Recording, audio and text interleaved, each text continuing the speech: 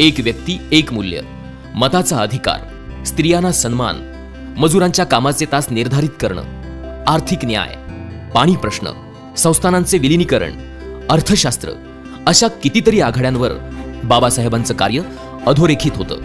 या सगळ्या गोष्टी भारत देशाला प्रगतीच्या आणि विकासाच्या मार्गावर नेणाऱ्या आहेत. त्यांच्या समग्र चळवळीचा गाभा आपणाला भारताच्या संविधानाच्या प्रास्ताविकेत सापडतो. अर्नेस्ट वॉकर या प्रसिद्ध विचारवंताने हीच जीवन पद्धत आदर्श जीवन पद्धत आहे असे गौरवोद्गार काढले आहेत. या जीवन पद्धतीवर आपल्या सामाजिक आशयाच्या पुस्तकात आपण हीच जीवन पद्धत सांगितलेली आहे असे गौरवोद्गार काढून बाबासाहेबांच्या समग्र जीवन पद्धतीचं सार त्यांनी आपल्या लेखात सांगितलेलं आहे. अर्थशास्त्रावरील प्रबंध प्रॉब्लेम ऑफ रुपी यामध्ये रुपयाचा प्रश्न मांडून संपूर्ण जगातील विद्वानांचे लक्ष वेधून घेणारे